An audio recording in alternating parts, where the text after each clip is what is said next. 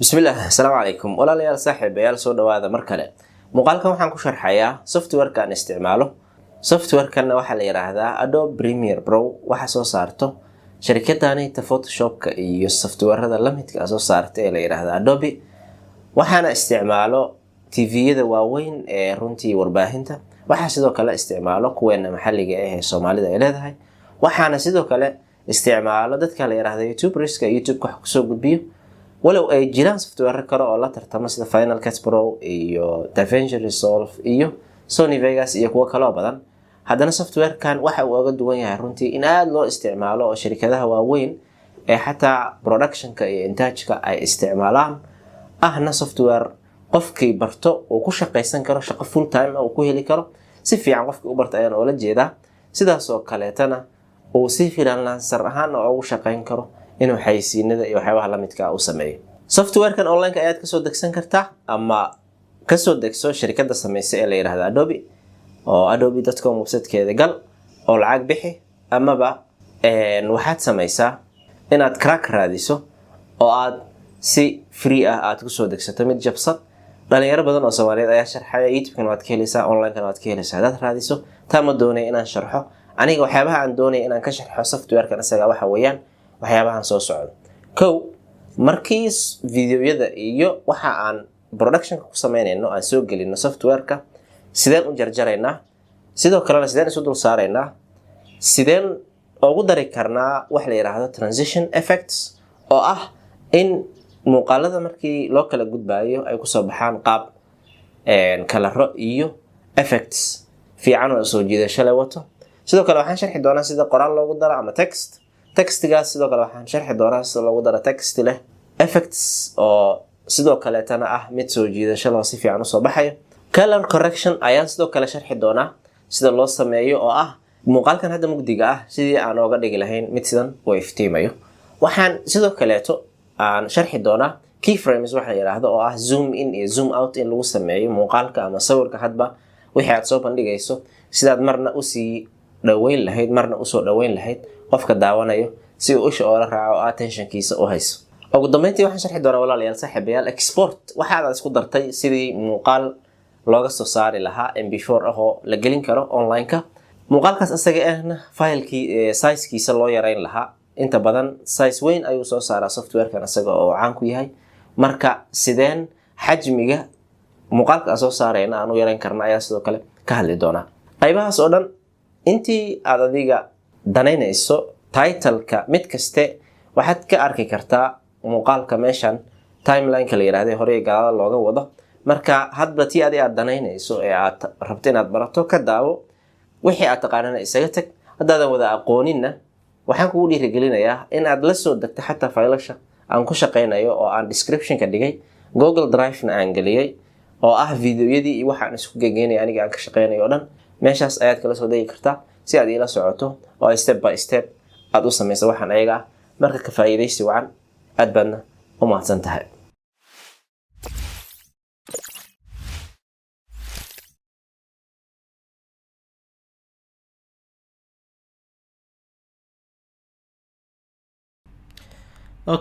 haddaan computer-ka imaanay walaalayaal saaxiibayaal intaan software-ka furin waxaan rabaa inaan idin tuso file ayaan ku diyaariyay dhammaan waxa aan adeegsan doono oo dhan oo aan koorsadan ku sharxi doono.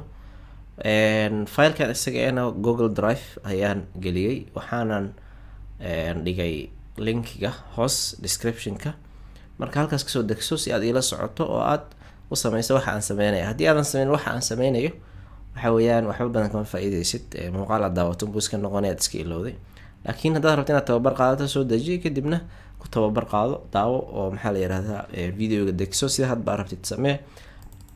markii aan file-kan furno hordhac oo gooni aan u duubay iyo camera 2 daqiiqo soconayso oo muuqaalkii hore aan nooga hadlay qaabkan muuqaalada u duubo ayaa aan qayb ka soo qaatay. marka intaas aan rabo inaan adeegsado iyo b-roll wax ay dhahaan oo ah dhextaalka muuqaalada ah oo ayagana aan maxaa la dhahaa aan u adeegsaday kaamirooyinka iyo waxaan isticmaalayaan duubanay iyo labadan muuqaal oo aan ka soo dejiyay website la yiraahdo Pixels oo laga helo muuqaalo iyo videoyo iyo sawiro lacag la-aan ah oo tayo leh oo aad adeegsan karto muuqaalada aad ku dari karto ayaan kasoo dejiyay. marka hadda aan marka softwareka intaan kan iska xiro aan softwareka furo. softwareka waa kan halkan u yaala. marka hadda aan Premiere Pro aan furo,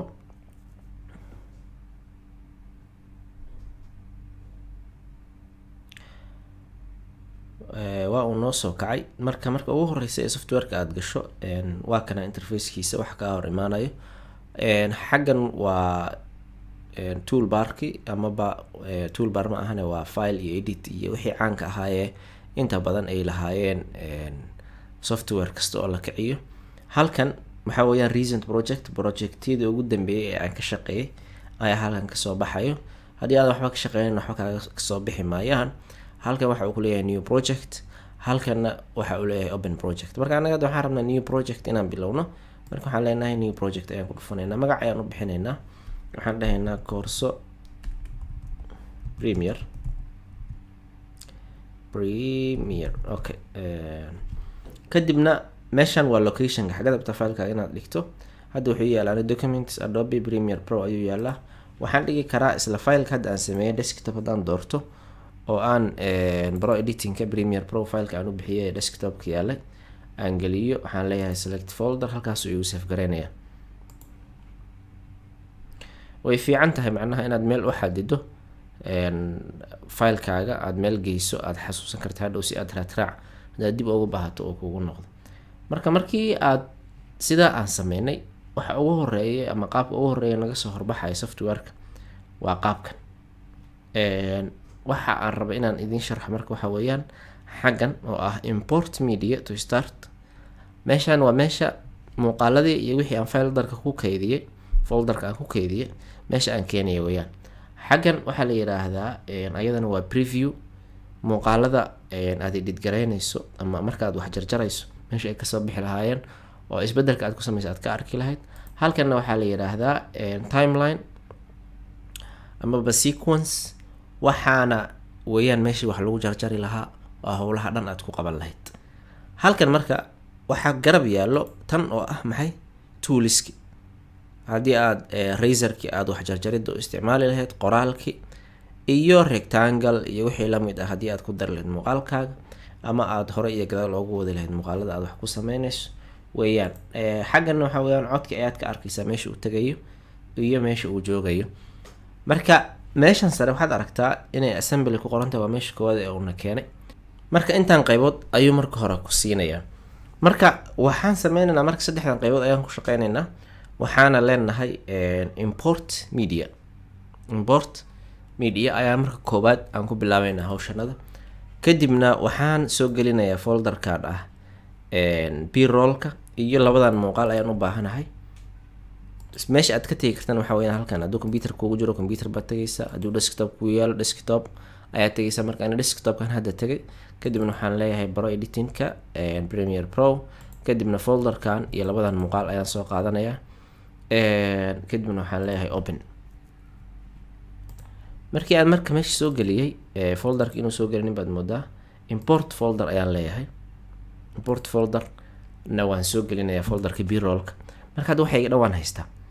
marka waxaan rabaa inaan muuqaaladan aan keeno halkan si aan u jarjaro, maadaama aan halkan wax lagu jarjaraa mogtahay timelineka meeshan ah.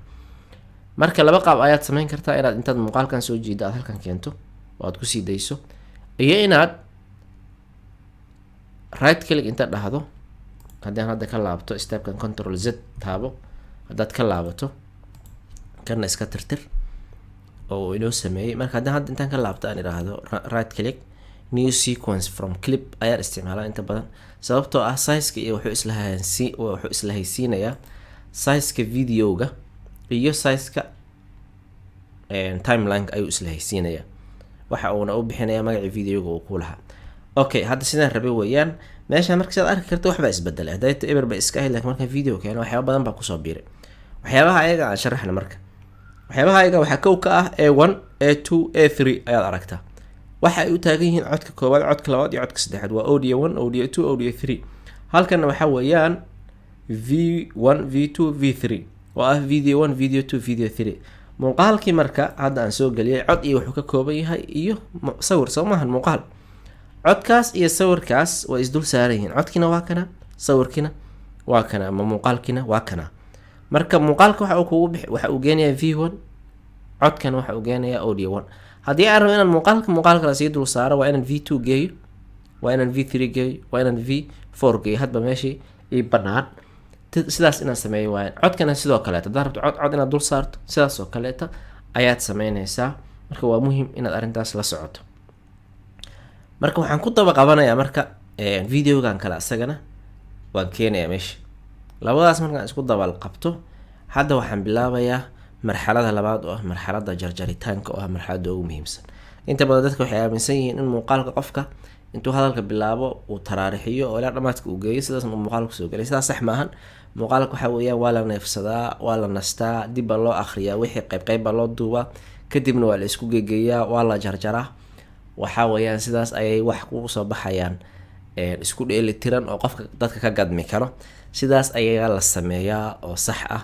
inta badanna cid ma jirto dhihi karto bilow ilaa dhamaad intaan hadlaa wax soo gelinaya. dee qofkii aanan hadalkiisa controleynin oo aanan wuxuu rabo iska sheegay intuu live soo fadhiista, aniga ma sheegayo. laakiin muuqaalada tayada leh waa lagu soo dadaalaa, waqti iyo juhdi badan ayaana lagu bixiyaa. marka hadda aan jarjaridda bilowna. jarjaridda marka meeshaanaan iri waan ku jarjarayna. sida hadda aragto markaan video halkan keenay calatuu halkan maxaa iga soo baxay, si toos waxaa iga soo baxay videogi. marka haddaan hadda play iraahdo meeshan, marka play iyo inaad horey wadi inaad horey u socoto wayaan. marka playgi waa kanaan stop. bismillah, assalaamu calaykum walaalayaal saaxiibayaal, soo dhawaada. laakiin Marka- muuqaalka muxuu mugdi u yahay? waxaan doonayo inaan maanta ka hadlo ee soo dhawaada mar kale. halkan haddaan ku joojiyo marka waxbaa ka dambeeyo, ila fiiri siduu yahay. qalin baan gadaal iska dhigayaa, kadibna waxaan rabaa nalalkii iyo wixii inaan daarto. marka intaas waan jarayaa. waxaa marka sideen ku ogaanaya meesha aan jarayaad isweydiin kartaa. waxa aad ku ogaan karta waxaa weeye halkan horta laga weynaya meesha calaamadan ta click ku siisid, kadibna maxay xaggaas u jiid. halkan marka audio 1 aan ku iri waxaad aragtaa meel bannaan iyo meel wax kor u qaadan yihiin oo buurbuur camal ah. meelaha buurbuurta camal ah waa meelaha aad hadlayso, meelaha aysan waxba ka muuqanin waa meelaha aad aamusan tahay. marka sidaasaad ku ogaan kartaa meesha aad jaraysa iyo meesha aadan jaraynin. okay, hadda play aan dhaho, ee soo dhawaada mar kale. soo dhawaada mar kale markaan iri yaan haddana stop leeyahay isla meeshii aan playda ka iri. kadibna waxaan soo qaadanayaa razor toolkan, kadibna waxaan ku siinayaa click, waa uu jarayaa. marka kadib waan imaanaya meeshii toolska ayaan imaanayaa, waxaa weeyaan selection toolka ayaan soo qaadanayaa. dib waxaan u celinayaa maxay, waan yareynayaa zoom in zoom out ayaan leeyahay. kadibna waxaan taabanayaa desktopkayga delete, ama waxaan leeyahay right click delete clear, meeshuu ka tuurayaa clear markaan iraahdo. okay, hadda meeshii waxaa ka baxay meeshii intii aan qalinka tuurayay ama wax kale aan sameynayay. okay, marka waxaan rabaa muuqaalkan qaybtan iyo qaybtan inaan isku keeno. maxaan sameyn? right click ayaan leeyahay, kadibna waxaan leeyahay rebel delete, kadibna wuu isku keenaya. waxaad kaloo sameyn kartaa haddaan control z iraahdo dib u laabto. waxaan kaloo sameyn karaa inaan intaan soo jiido aan ku daba qabto sidaaseed. haddaan rabo marka inaan bilowga tago, bilowga aan taga marka horeeto aan soo bilaabo, waxaan leeyahay go to in, meesha ugu horeysa ee bilowga ah ayaa halkan laga tagaa. marka bismillah, assalaamu calaykum walaalayaal saaxiibayaal, soo dhawaada. laakiin muuqaalka muxuu mugdi u yahay? waxaan doonayo inaan maanta ka hadlo ee soo dhawaada mar kale. soo dhawaada walaalayaal saaxiibayaal mar kale. haddeertaan muuqaalkii hore iyo muuqaalkan haddaan stop iraahdo waad aragtaa macnaha qaybta kaleeto ayaa timid oo bilaabanayso, toos u bilaabanayso. laakiin haddii aan control z iraahdo oo maxaa dhacayo oo ay qaybtan dhamaato, qaybtan ayadoosan u dhaweyn ama aysan ku xirnayn, play aan dhaho, ee soo dhawaada mar kale. mugdi buu noqonayaa ilaa uu qaybta kale ka gaaraya, waana uu soconayaa. marka ma fiicno. marka right click rebel delete baan leeyahay, waan isku qabanaya, kadibna waan fiirinaya wixii kaloo aan jari lahaa. soo dhawaada walaalayaal saaxiibayaal mar kale. haddeertaan muuqaalkii hore iyo muuqaalkan farqi weyn ayaa u dhexeeyo.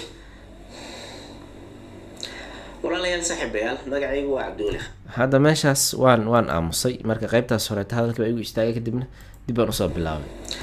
waan iska jarayaa marka meeshan. halkan ayaan ka weyneynayaa si aan u arko codadka meesha ay kan waad jiidi kartaa, waad yarayn kartaa. marka kanaan jiidaya waxaan leeyahay razorkaygaan soo qaadanaya, waxaan leeyahay click ayaan ku siinayaa, kadibna waa uu jarayaa. kadibna keyboardka delete ayaan taabanayaa, right click ayaan leeyahay, rebel delete ayaan leeyahay, selection toolkayga ayaan soo qaadanaya, kadibna play ayaan leeyahay. marka hadda haddaad aragto qaybtii aan lahaa muuqaalka marka hore iyo marka dambe meesha ka baxday. walaalayaal saaxiibayaal, magacaygu waa Cabdiweli Khaliif. waxaan leeyahay channel xambaarsan magacayga oo ah Cabdiweli Khaliif. muuqaalkan waxaan kusoo gudbiyey ogaansho intiina badan waad daawateen baan filayaa. kadibna channelkaygaan soo geliyay. marka channelkayga markaan soo gelinayay magacaygu waa Cabdiweli Khaliif markaan iri kadib waxaan ka saaray meesha intii aan tacriifka aan iska bixinay, maadaama channelkayga baad igu taqaanaan. marka waxaan rabaa inaan intaasi dhan jaro. marka halkan magacaygu waa Cabdiweli Khaliif markaan lahaa ayaan muuqaalka aan dhaho ayaan muuqaalka joojinaya. kadibna waxaan sameynayaa in aan meesha kaleeta aan leeyahay toos aan u galayo wax sharaxaada qaabkan wax u duubo channelka aad videoga aad channelka ka heli karto ayaan sameynaya inaan geeyo qaybta kale. marka waxaan leeyahay dib aan usoo celinayaa, aan soo jiidayaa kan. kadibna magacaygu waa Cabdiweli Khaliif. waxaan Cabdiweli Khaliif taasaan rabaa inaan ku joojiyo. marka maxaan sameynayaa, marka halkan ayaan soo wadayaa. Khaliif waxaan halkan ebirka ah ayaa Cabdiweli Khaliifta ku eg tahay, meeshan ebirta ah ayaa Cabdiweli Khaliifta ku eg tahay, boorihiina waa kuwaas oo codka. marka razorka ayaan soo qaadanayaa, click ayaan ku siinayaa, kadibna waxaan fiirinayaa qaybta dambe ee aan tegi karo oo aan jari karo. meesha aan ka bilaabay maanta waxaan rabaa inaan soo bandhigo meesha aan leeyahay ayaan tegayaa. muuqaalada qaabo badan ayaa loo duubaa. haddii intaas aan nooga gudbo tacriifka aan iska bixinay aniga, waxaan doonayaa maanta aniga halkan marka ayaan stop leeyahay. kadibna waxaan sameynayaa inaan weyneeyo oo aan meeshan qaado. meeshan inaad markasta imaado waa laga fiican yahay. marka waxaa la sameeya alt inta la taabto ayaa mouseka maaragtay wheelkiisa amaba tayarkiisa hore iyo gadaal wax looga wado. markii aad browserka isticmaalayso oo kale ayaa yaad zoom in na dhihi kartaa, zoom out na dhihi kartaa si aad u aragto meesha aad jari karto.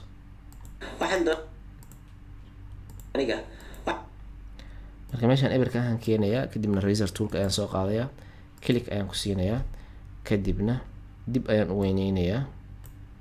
marka waxaan selection toolka ayaan soo qabanayaa, kadibna right click ayaan leeyahay, clear ayaan leeyahay, kadibna waxaan leeyahay rebel delete si uu labada muuqaal isugu geeyo. hadda aan fiirina marka dib intaan u celiyo aan play dhaho. ka hadlo ee soo dhawaada mar kale. walaalayaal saaxiibayaal, magacaygu waa Cabdiweli Khaliif. waxaan doonayaa maanta inaan idinla wadaago qaabka waa kaasa wixii tacriif oo iska bixinayo tirada badnaayo dhan meeshaan ka saaray. marka waxaan iri maanta waxaan rabaa inaan idinla wadaago qaabkan muuqaalada u duubo ayaan leeyahay. muuqaalada qaabo badan ayaa loo duubaa, laakiin waxaan ka hadlaya waxaa weeyaan qaabkan hadda aniga ama muuqdo inuu qofka intuu camera hor fadhiisto oo wax soo gudbiyo qaabkii uu u duubi lahaa, aadna u duubi lahayd muuqaalkaaga oo soo jiidasho leh oo aanan ahayn mid mugdi ku jiro amaba mid codkiisa uusan nadiif ahayn. meeshaan oo kale marka waxaa dhacday inta badan in markii qayb aad duubto aad dib u laabato wixii aad qoratay oo script writing waxaa la dhahaa ayaa jiro ayadana gooni mar inaan u sharxana laga yaabo. marka scriptkan hadda dib ugu laabtay oon fiirinaya inaan bal wixii aan dhihi lahaa oo ku xigay waxaas hadda aan iri. marka dib haddaan hadda usoo celiyo oo aan weyneeyo kan, waxaan sameynayaa halkan aan imaanayaa meesha aan codka aan hadalka ku istaagaya ayaan ku joojinayaa, kadibna waan jarayaa, play ayaan leeyahay, kadibna waxaan leeyahay razorkayga ayaan soo qaadanayaa, click ayaan ku siinayaa, kadibna play ayaan leeyahay. meesha kale aan hadalka bilaabi doono ayaan haddana click ku siinayaa. haddii marka aan weyneeyo aan arko control z aan dhaho,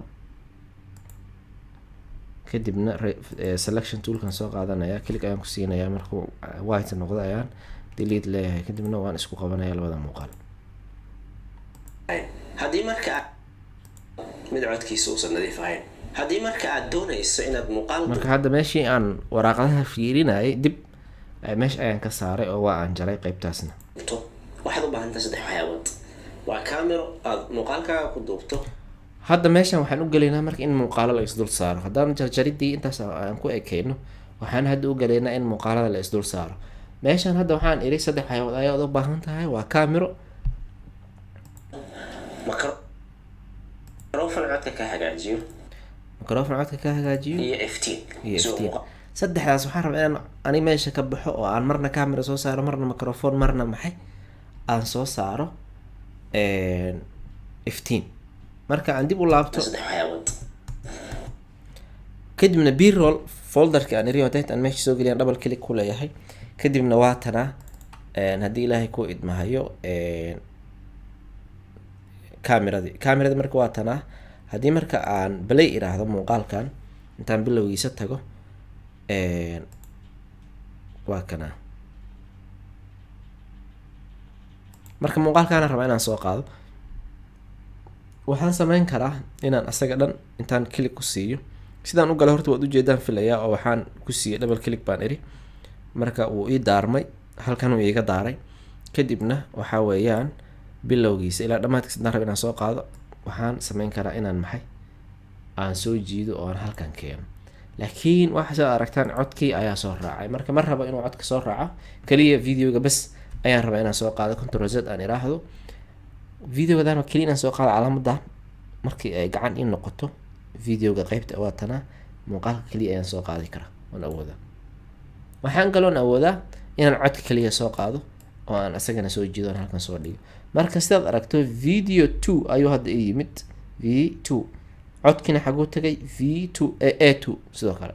marka Ctrl Z hadda aan iraahdo muuqaalka, haddii aad rabto marka qayb inaad muuqaalka kasoo qaado maxaad sameynaysaa amba ka laabto, waxaad sameynaysaa meesha aad rabto ayaad kan geenaysaa.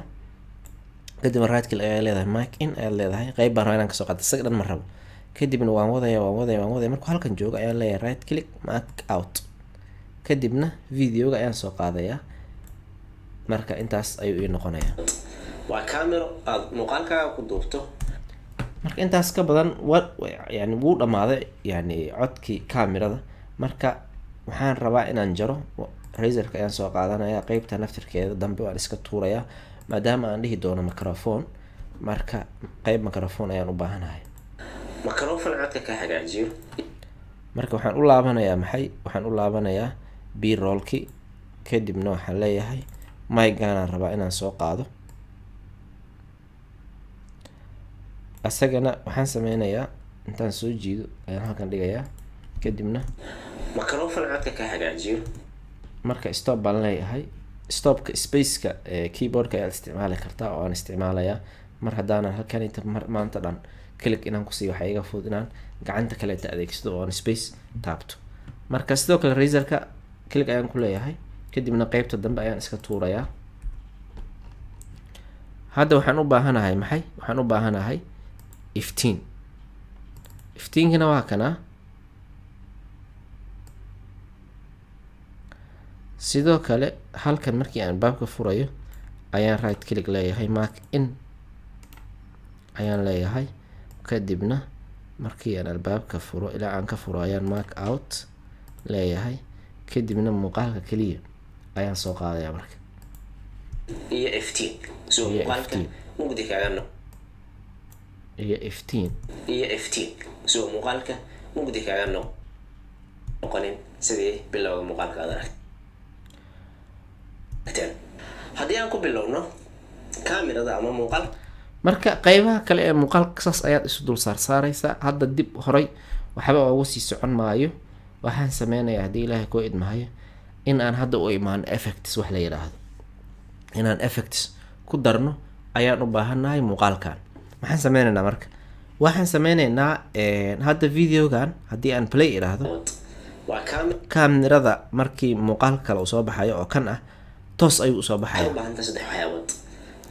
waa kaasa. marka waxaa jiro wax effects la dhaho oo ah in ay aad u yeesho xoogaa soo jiidasho ah, muuqaalka uusan toos usoo bixin, aad meeshan effects ay ku qoran tahay ayaan tegaynaa. marka effects markaan click ku siiyo waxaan halkan ku qorayaa video transition waxa la yiraahdo ayaa jiro. transition muuqaalada markii ay isku xigxigaan, transition kala gudubka loo kala gudbayo in lagu daro maxay effects. kadibna click ku sii halkan arrowga ah oo muuqato tan macnaha. kadibna waxaad sii gashaa dissolve meeshan ay ku qoran tahay. waxaan rabaa marka cross dissolve kan ay ku qoran tahay in aan geeyo muuqaalkan hortiisa. maxaan sameynayaa click baan ku siinayaa, waan soo jiidayaa, kadibna waxaa uu tagayaa cross dissolve-gii meeshan. haddaan hadda weyneeyo kan zoom in aan iraahdo aan fiirina hadda waa camera marka hadda si oo isdhexgalaya ayuu kusoo baxayaa, sida hore toos uma soo baxay. muuqaalkaaga ku duub. tan naftirkeeda waxaad sameyn kartaa intaad dhamaadkeeda tagto markay calaamad sidan isu bedesho inaad yarayso effectigan isaga ah waqtiga uu soconayo. marka deg deg ayuu noqonayaa, marka horeeto waqti ayuu qaadanaya. waa camera aad muuqaalkaaga ku duubto, microphone codka ka hagaajiyo iyo iftiin soo muuqaalka. marka mid kaste waa dhigi kartaa cross dissolve-gan. haddaan ku darno waad un soo jiidaysaa, waad ku daraysaa keliya. noocyo kalena waad adeegsan kartaa oo wax dhiba ma lahan. waxaa jiro marka effectskan markaan joogno walaalayaal, ama transitionka video transitionka effectiga lagu daro, waxaa jiro in effectiyo kan ka khatarsan, kan waa kii oo software ku yimid, marka kuwa ka khatarsan ayaa jiro. marka google chrome hata haddaan furo oo aan galo, waxaan galaynaa website la yiraahdo Mixkit Premiere Pro ku dhufo, kadibna waa uu kuu soo saarayaa. waxaad raadisaa mixkit.co gan ku dhufo. markii aad gasho waxaad ka heli kartaa transitions meeshan ay ku qoran tahay. noocyo badan ayaad sameyn kartaa oo transition ah, marka ayaad ka helaysaa meeshan oo effectsyo badan oo kala nooc ah. hadda soo kan uma jeedid labadan muuqaal siday u kala gudbayaan, kan naftirkiisa siday u kala gudbayaan waa muuqaalo. waxaa kaloo jiro kan oo kale hadda fiiri, soo uma jeedid sidaas ayaad sidoo kale sameyn kartaa. marka intaad soo dejiso oo aad click ku siiso ayaa waxaad leedahay download aad tiraahdo soo dejiso, yaa waxaa jiro marka file ay ku qoran tahay, waxaa jiro mogort la yiraahdo. marka mogortigaas marka wuxuu tagaa qeybta graphicska ee softwarekan. marka hadda waxaan u galaynaa qeybta graphicska ee softwareka uu leeyahay. dhinacan markaan click ku siiyo ayuu kaaga soo baxayaa. waxa aad sameynaysa marka waxa weeyaan in haddii ilaahay kuu idmaayo aan raadino effectiga asaga ahaa ee aan rabnay.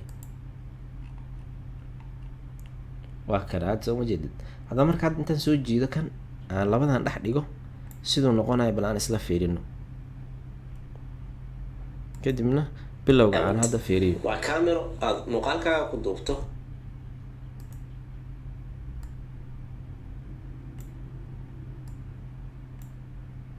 waan yara weyneynaya wax yar. tooliski hadda markaan graphics ku dhuftay, tooliski kor bay tageen, dhib ma lahan. hadba meesha ay tagto waa caadi, dhib ma lahan. ku duubto microphone codka ka hagaajiyo, soo ma jeedid ku duubto microphone codka ka hagaajiyo. yani waad arki kartaa effectiga oo ay kala gudbayaan. microphone cod waxaan sameyn karnaa inaan yareyno durationkiis, inaan yareyno waqtiga. marka right click ayaan leenahay, kadibna waxaan dhahaynaa speed durationka waxaad ka dhigtaa dadeji oo ka dhig 200. okay, kadibna centerka waa inuu noqdo yani saasa ugu fiican. centerka labada video laba dhexdooda qeybtan iyo qeybtan waa in uu joogo.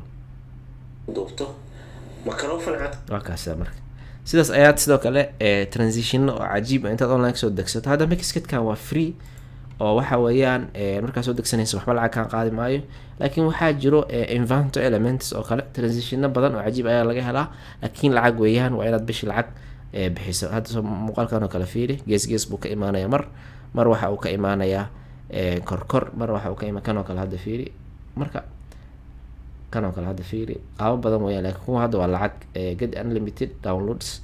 marka waa in aad Inventor Elementska website-ka la dhaho aad ishtiraak intaad sameyso aad gasho aad lacag bixiso ood xubin ka noqoto weeyaan. marka anaga uma baahnin. hadda waan sameynay muuqaaladii waan isdul saarnay, effect waan ku darnay. hadda waxaan u imaanaynaa sida text loogu daro. text sida loogu daro assembly aan ku laabto si uu qaabkii hore uu iigu laabto. marka waxaan sameynayaa meeshan hadda aan leeyahay camera afartii muuqaal ee janalkayga ugu horreeyay ee aan kasoo Horey aan waxaan u ku socdo. duubay mobilkayga. horey aan u socdo aan fiirino macnaha in oo meel aan text ku dari karo ama aan u baahna inaan qoraal ku daro. Hadaad shaashada ka arki karto ayaa waxaa la sameeyaa in aad wanaagsan ee dadka ka timid ayaan go'aansaday inaan horumariyo oo aan camera soo gato. Kamerada aan isticmaalana waa midda hadda shaashada ka muuqato, waxaana meeshaan hadda waxaan iri shaashada ka muuqato, laakiin shaashad inaan muuqaalka soo saarno. Marka waxaan tegaynaa halka intaad kale ku siiso waxaad rabtaa qaybta b-rollka, kadibna waxaad sameysaa in aan tagno kamerada. Markii aan furayo waa tanaa, marka waxaan sameynaya inaan soo qaado oo aan halkan geeyo. soo gato. Kamerada aan isticmaalana waa midda hadda shaashada waa kaasa marka waa midda hadda shaashada Waa ka camera muuqato. soo Markaan gato. leeyahay waa laba video aan isdul saaray, videogii aan hadlayay Kamerada aan iyo kan isticmaalana waa midda hadda kamerada shaashada iyo kan kamerada aan ka duubnay. ka muuqato, waxaana la yiraahdaa Canon 250D. waxa ay duubi kartaa full HD qaybtaas dambaan iska tuuraya. muuqaal ah. waxa ayna ku fiican tahay runtii in ay leedahay option badan. Marka maxaan iri Ka muuqato, magaceeda waxaana maxaa la yiraahdaa? Canon 250D. Canon 250D ayaa la yirahdaa. Marka waxaan rabaa iyadoo qoraal ah in uu soo baxo si ay dadka u arki karaan. Marka graphic and captions meeshaan ayaan ku dhufanaya, kadibna waxaan leeyahay browse. Textiga toolska ayuu kamid yahay, waa kana. Waxaan awoodaa inaan intaan type soo qaato meel kamid ah meesha shaashada, meel iska banaan ayaad sidaas u jiidaysaa. Intaad click siiso adoo haayo ayaad jiidaysaa, kadibna waxaan ku qoraynaa Canon 250D. Okay, Canon 250D markaan qoray waa kana. Marka halkan ayaa laga bedeli karaa kalarka, laga weyneyn karaa textiga. haddaan hadda halkan oo kale ku dhufto, laakiin waa inaad marka hore selection ku wada sameyso, control A dheh intaad click ku dhex siisid, kadibna weyne kalarka ayaad ka bedeli kartaa oo waxaad ka dhigi kartaa kalarka aad doonto. Red ka dhig, yellow ka dhig, green ka dhig. Yellowgaba hadda aan dhahno, kadibna okay aan niraahno. Marka selection toolka markasta waa inaad dib ugu laabato haddaad textiga ama razor toolka aad isticmaaleyso si aad u select garayn karto. hadda xaggan keen, saan ayaan sameyn karaa oo aan ku dari karaa. waa midda hadda shaashada ka muuqato, waxaana la yiraahdaa Canon 250D. Textiga marka hadda si caadi ayuu usoo baxaya. markuu soo baxaya fiir, muuqato, waxaana la yiraahdaa Canon 250D. laakiin waxaad adeegsan kartaa sidoo kaleeto aan iska tuurno. intaan kalik dhahan aan iska tuurno transitionka oo kale waxaad sameyn kartaa sidoo kale inaad textigana aad text qaabaysan aad soo qaadato. kuwa uu software ku yimaadaa jiro sida kuwan oo kale. haddii hadda dib aan u laabto oo kale, kan lower thirds waxay dhahan baa jiro. kan oo kale hadda kor buu joogaa. kan oo kale ayaan hadda soo qaadan karaa. waxaanan keeni karaa halkan, tan soo jiido anoo haayo ayaan soo jiidayaa. kadibna shaashada ka muuqato, sida usoo baxayo soo ma jeedid, effects baa la socda. sida usoo baxayo waa cajiib. marka qaabkaasaan rabaa effectskaas inuu kusoo baxo. marka waxaan ku qorayaa Canon 250D. okay, waan weyneyn karaa oo waxa weeyaan waan ballaarin karaa. intaan control A iraahdo ayaan weyneyn karaa. waxaan u sameyn karaa intaan hoos u baxo background ayaan u sameyn karaa. backgroundkaasi naftirkiisa ayaan sii weyneyn karaa oo aan labada khad gaarsiin karaa. marka waad ku ciyaari kartaa, waxyaabo badan ayaad sameyn kartaa. waa inaad ka cabsanin bahalka oo aad ku falaado. haddaan sidiisa hore isaga celinana waa okay, waa background ka qaadan. geeskan ayaad geen kartaa. intaad klik ku siiso adoo hayo ayaad jiidi kartaa, dhinacaad rabta ayaad geen kartaa. textiga sidaas ayaad ugu falaadi kartaa. kalarka ayaad ka bedeli kartaa. xataa kii asagoo effectiga leh ma saameynayo. sidii waa midda hadda shaashada ka muuqato, waxaana la yiraahdaa soo ma jeedid, sidaas Canon ayuu kugu soo 250D. baxaya. waxa ay duubi kartaa full HD muuqaal ah. haddaan rabo marka ilaa inta ay socoto o dhan 250D inaad inay soo baxdo oo magaca uu soo baxa, waxaan sameyn karaa in aan intaan dhamaadka imaado calaamada markay macnaha cursorka markuu isbedelo ayaan jiidaya, xaggan ayaan geenaya. waxa ayna ku fiican tahay runtii in ay leedahay option badan oo kala duwan oo aad habo badan waxa ugu. marka hadda waan aragnay in aan muuqaalo isdul saarno, inaan jarjarno, inaan transition ku darno, in aan text ku darno. okay, marka walaalayaal hadda waxaan u imaanayaa arrin kaloo muhiim ah oo ah hadda muuqaalkan mugdiga ah wax ma ka qaban karnaa oo xaaladiisa wax ma ka bedeli karnaa oo miman sameyn karnaa in aan iftiin ku yara darno. jawaab su-aashaas kalarkii sidoo kaleeto oo madowga ah white ma ka yara dhigi karnaa, amaba ma ka dhigi karnaa kalarkii caadiga ah oo qofka inuu soo baxo. su-aashaas ayada ayaan si looga jawaabo waxaa jiro wax la yiraahdo oo aad ku sameyn kartaa color correction. yani markii la joogo dad youtube ku qorto color correction sida loo sameeyo, marka qaar waxaa dhici karto in muuqaalo aad kasoo duubto oo mar kale aadan ku laaban karin. marka muuqaalka hadduu xoogaa mugdi yahay oo kaleeto waad ku ciyaari kartaa, waxaadna sameyn kartaa in sidaan si ka fiican uu muuqaalka noqdo. marka muuqaalka asaga naftirkiisa intaad tagto ayaa waxaad sameyn kartaa meeshan color ay ku qoran tahay, kadibna waxaad ku ciyaari kartaa colorka.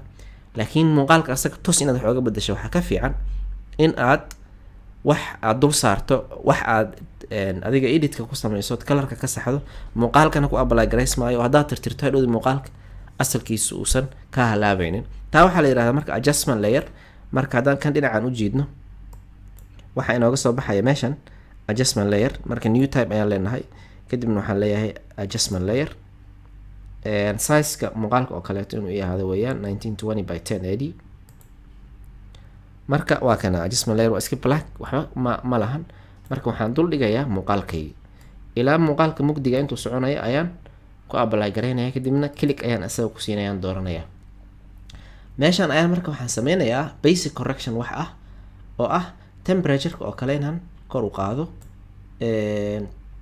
waxaan sidoo kale sameyn karaa black inaan hoos u dhigo. waxaan sidoo kale sameyn karaa inaan white-ka ku daro. waxaan sidoo kale awoodaa saturationka inaan kor u qaado. soo ma jeedid iftiin baa muuqaalkii ka muuqanayo. waxaan sidoo kale awoodaa inaan intaan halkan imaado white-ka aan doorto, aan click ku siiyo, kadibna aan white-ka waxyar kor u qaado. muuqaalka wuu iftiimay, soo ma jeedid. mugdi buu awal ahaa, mugdiga ayaan ka saaray. waxaan RGB-ga iska xir curve-ga. marka waxaan sidoo kale sameyn karaa color wheelskan in aan kor u qaado oo aan iftiimiyo muuqaalkii. marka waxyaabo badan ayaad sameyn kartaa. marka creative ayaad ahaan kartaa. saturationka ayaad meeshan oo kale sidoo kale ku dari kartaa. marka muuqaalkii waa kana. haddii aan weyneeyo waxaa taabataa daalka xarafka ah ama koomada geeska escapeta hoosteeda ee keyboardkaaga, intaad select muuqaal ku dhahdid kadibna weynee.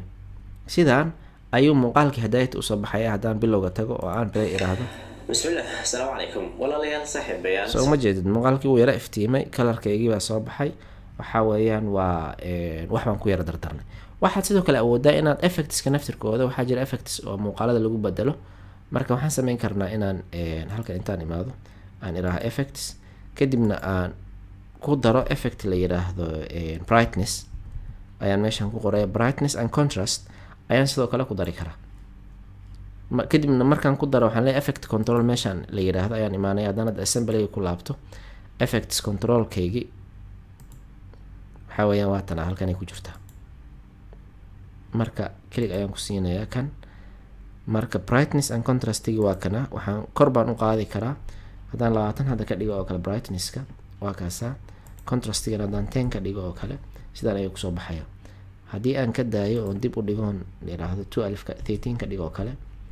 marka meeshan haddii aad rabto inaad qariso muuqaalada video 1 buu hadda layerkan ii jooga, adjustment layerka aan ku daray mogtahay. si aan u arko muuqaalka saameynta aan ku yeeshay, waxyaaba ka bedelka aan ku sameeyey ama color correction aan ku sameeyey, waxaan sameyn karaa inaan kan xiro. meeshan isha ay ku qoran tahay, ku sawiran tahay ayaad click ku siinaysaa. waa kaas muuqaalka mugdi buu ahaa markii aanan adjustment layerka uusan dul saarnayn oo aan ka xiro. sidaas ayuu u egyahay. marka adjustment layerka aan ku darana sidaan ayuu noqonaya. marka waad arki kartaa saameynta uu ku yeeshay. bal hadda adjustment layerka aan ka xirno, color correctionka aan ku sameeyay aan ka xirnaan oola jeedaa, kadibna aan weyneyno bal sidoo noqonaya aragna waa kana saan u yahay. soo dhawaada. laakiin muuqaal haddii aan laakiin kan furo kadibna aan sidaan iraahdo waa ujeedaa waxaa weeyaan wax ka bedel badan ayaan muuqaalkii ku sameynay. marka color correctionna waad ku sameyn kartaa. adjustment layerka muuqaalka dhan baad ku apply garayn kartaa. haddii aan hadda qeybtaan hore geyno waa kaasa wax badan baa ku darsamay. yani waa kan ma fiicno macnaha inaad wax ka bedesho. isaga naftirkiisa wuxuu u baahan yahay in guduudka tirada badan laga saaro. marka adjustment layer kale ayaan ku darayaa. marka waxaan leeyahay adjustment layer okay ayaan leeyahay, waan soo qaadayaa, halkan ayaan dhigayaa. Kadibna waxaan rabaa inaan ka yareeyo color, ayaan tegayaa. Waxaan rabaa inaan ka yareeyo guduudka. Marka waxaan tegayaa maxay, xageen tegayaa creative-kan iga xir, waxaan tegayaa curveska. Kadibna guduudka ayaan dooranayaa, click ayaan ku siinayaa, kor ayaan u yara qaadayaa, hoos ayaan u yara dhigayaa. inuu qofka intuu camera hor fadhiisto Marka xoogaa haddii hadda aan iska xiro oo kale isha, markaas guduud baa ka muuqda, marna guduudkii uu ka yaryahay. Marka sidaas ayaad ugu ciyaari kartaa adi hadba wixii aad isdhahdo waxaan baa ugu fiican ayaad samayn kartaa walaalayaal saaxiibayaal. Intaanan marka export dhihin saaxiibayaal walaalayaal, waxa ugu dambeeya ee aan doonaya inaan sharxo muuqaalkan waxa weeyaan halkan oo kale. Hadda inta badan waxaan sameeyaa ood muuqaaladeeda ku aragtay inaan zoom in zoom out aan idhaahdo muuqaalka inta badan waa iska fixed, laakiin softwarekan ku sameeya arrintaas ayada waana arrin aada muhiim u ah. mararka qaar sawirada la dhaqaajinaya, mar dhinac ka imaanaya, mar tartiib u soconaya, mar xoogga lagu soo gelinayo, waxaa jiro waxa la yidhaahda keyframes waxa weeyaan in muuqaalka aad ku darto zoom in iyo zoom out. Okay, marka hadda muuqaalkayga muuqaalada qaabo badan ayaa loo duuba.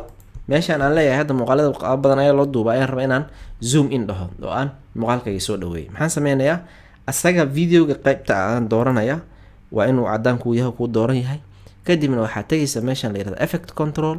Kadibna meeshaan positionka ay ku qoranta ayaad click ku siinaysaa. Waxa uu ku saaray keyframe, waxaana la yirahdaa point scan. Scale-ka sidoo kale ayaan asagana saaraya. Wax yar ayaan play leeyahay, kadibna waan joojinayaa. Mar kale ayaa waxa aan sameynayaa, markaan halkan kuma dhufanaya, watan marka hore cadaan ahayd hadda buluug ii noqotay. Waxaan sameynayaa inaan meeshan aan click ku siiyo add keyframe, add or remove keyframe. Okay, add keyframe ayaan leeyahay. Marka hadda keyframe kale ayaan ku daray. Marka hadda bal aan weyneeyo, kadibna hoos baa meeshan geesaha ayaa looga kala wadaa, halkan hoos iyo kor ayaa loo jiidi karaa muuqaalka.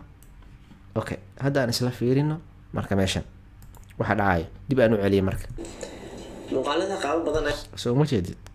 Yani waa trick yar oo maxaa la yiraahdaa ka dhigaayo muuqaaladaada inay yihiin maxay, kuwa qiimo leh ama tayo leh. muuqaalada qaabo badan ayaa loo duubaa, laakiin waxaan ka hadlaya waxa weeyaan qaabkan hadda aniga aan u muuqdo, inuu qofka intuu camera hor fadhiisto. Marka muuqaalada qaabo badan ayaa loo duubaa, laakiin waxaan ka hadlaya waxa weeyaan qaabkan ani hadda aan u muuqdo markaan leeyahay waa inaan dib u celiyo mogtay. Marka waa inaan sida hore aan ku celiyo. Marka maxaan sameynayaa, waxaan leeyahay add keyframe, waxa weeyaan kadib haddana add keyframe kale, kadibna waxaan leeyahay sidiisa hore originalka inaan ku celiyo. calaamadana reset parameters ku noqon karto. Okay, marka hadda dib aan u celiyo, aan fiirino qaabka qaabo badan ayaa loo duubaa, laakiin waxaan ka hadlaya waxa weeyaan qaabkan hadda aniga aan u muuqdo. soo ma jeedid. muuqaalada qaabo badan ayaa loo duubaa, laakiin waxaan ka hadlaya waxa weeyaan qaabkan hadda aniga aan u muuqdo, inuu qofka intuu marka sidaas ayaad sida horena ugu celin kartaa. Keyframe-ka waa muhiim, aad bay muhiim u yihiin. waxaad sameysaa inaad haddaad sawir dul saarto oo kaleeto, aad sawirka rabto inaad zoom in dhahdo ama zoom out aad dhahdo, ama intaad zoom marka hore out in aad dhahdo, aad marka dambe zoom out, yani si tartiib uu qofka ugu soo baxo intuu muuqaalka daawanayo, hold attentionkiisa ayaad qofka qaban kartaa. marka hadda waxaan rabnaa exporting inaan sameyno. exporting si aan u sameyno, waxaan tagayaa muuqaalka bilowgiisa, waxaan leeyahay mark in, calaamadan mark in weeyaan, ama right click mark in ayaad dhihi kartaa. waxaan tagayaa dhamaadka, waxaana leeyahay mark out. macnaha intaas ayuu ku select garanaya, intaas ayuuna video ka dhigaya dhamaadka iyo bilowga muuqaalka. hadii kale waqti xoogaa inuu waqtiga kugu daahay ayaa laga yaabaa. marka kadibna waxaan leeyahay haddii ilaahay ku idmahayo, waxaad sameyn kartaa export markaad rabto inaad tagto, inaad dhahdo file, kadibna aad tiraahdo export, kadibna aad media doorato. sidaasayta uu meeshan kugu soo saaro. kor haddaan u qaado, aan yareeyo bahashan, halkan aan keeno, waxa uu sameynaya waxa weeyaan waa kana, yani halkan ayaa exportiga laga sameeyaa. saas waad dhihi kartaa. waxaad kalood awoodaa inaad tiraahdo control m markii aad tiraahdo waxa uu ku keenaya isla meeshii. laakiin waa inay ama halkan selection ku tahay ama halkan selection ku tahay. haddii hadda halkan aan select iraahdo oo aan control m iraahdo, ma shaqeynayo. sababta uu shaqeynaya waxa weeyaan maanan sequencega amaba previewga meesha ahayd maanan select gareynin, oo calaamadan buluuga ah ama rectangle-kan buluuga ah ee meesha saaran waa inuu halkan saaran yahay. Control M ayaan hadda leeyahay. kadibna waxa ay tahay waa formatka waxaa ugu fiican inaad doorato H264. okay, kadibna waxaad sii doorataa meeshan waxaad ka dooran kartaa quality-ga aad rabto, ma 720 baad rabtaa, ma 480 baad rabtaa high quality, ma waxaad rabtaa 1080. aniga inta badan 1080 baan doortaa, ama waxaad dooran kartaa haddaan hadda niraahno YouTube oo kaleeta inta badan videoda soo geliya, marka 1080p full HD ayaan rabaa. okay, kadibna YouTube full HD ayaan leeyahay. waxa uu ka dhigay marka muuqaalkii 263 MB, waana muuqaal 2 daqiiqo ah, way badan tahay runtii, daqiiqadiiba waa 100 MB oo kale. marka haddii aan rabo inaan yareeyo size-kan maxaan sameyn karaa? waxa aan sameyn karaa meesha horta waxaa muhiim inaad export audio ay selection ku tahay, video exporting ay selection ku tahay. haddaysan ku ahayn labadooda mid codka inuu ka haro ayaa laga yaaba. marka haddaan rabo size-kan hadda estimated file size inaan hoos u dhigo, waxaan sameynayaa meeshan summary ay ku qoran tahay arrow hoos u taagan yahay ayaan click ku siinayaa, kadibna kan ayaan hoos u jiidayaa. waxaan tagayaa waxa ay dhahaan target bitrate kan MB per second meeqaan rabnaa? 16 ba hadda noo qoran, waxaan ka dhigayaa 6 kaliya. markaan ka dhigo size-kan ah 263 siduu isu bedela fiiri, 100 ayuu kusoo koobay. inta badan software-kan ciladaha uu leeyahay waxaa kamid inuu failashiisu ay aada u weyn yihiin, oo markii aad video 10 daqiiqo ama 20 daqiiqo aad sameyso uu file weyn uu ku keenayo, sidaasna uu waqti badan uu qaadanayo export marka aad tiraahdo. marka sida hoos loogu dhigo waxa weeyaan waa sidan 2 alif oo kale hadda hoostaan aan ka dhigno, inta badan double ayaa laga dhigaa ay yiraahdaan. marka hadda sidaan ayaa waxaan ku leeyahay meeshan output name-ka aad rabto waa inaad geliso. marka waxaan leeyahay qaabka aan muuqaalada u duubo, kadibna waxaan leeyahay save.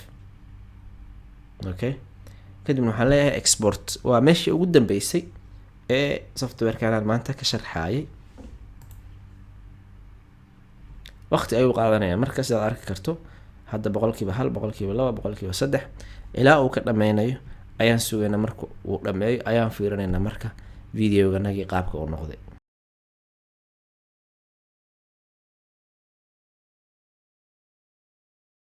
okay, muuqaalkeeni hadda waa kana. marka aan fiirino desktop-ka aan tagno, kadibna aan dhahno Premiere Pro, qaabkan muuqaalada u duubo ayaan ku magacaabay.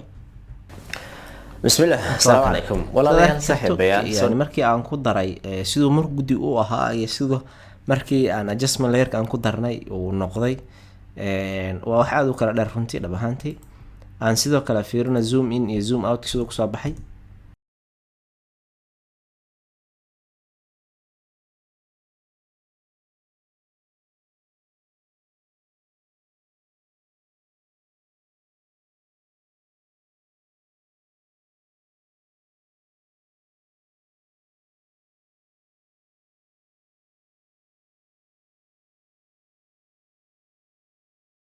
walaalayaal saaxiibayaal inaad wax ka faa'iideen muuqaalkan uuna idin saacideeyay intiina danaynaysa inay wax soo gudbiyaan ama ay bartaan editing-ka.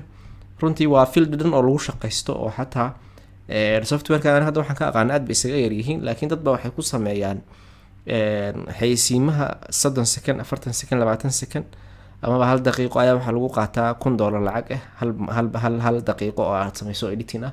haddaad si fiican u barato effectigiisa iyo waxay sugigeyntiisa iyo xayeysiin sameynta. marka waa runtii caalam dhan oo lagu shaqaysto oo la geli karo muuqaal sameynta. marka inaad ka faa'iideysataan ayaan rajeynayaa oo aad hore ugu sii socotaan intiina xiiseynayso. waana waxyaabaha runtii aan isleeyahay qofka dhalinyarada waa shaqay u noqon kartaa. marka aad baa umahadsantiin. tan iyo intaan ku kulmayno koorso kale amaba muuqaal kale oo qiimo leh. walaalkan Cabdullaahi Khalifa oo idin leh. Assalaamu calaykum.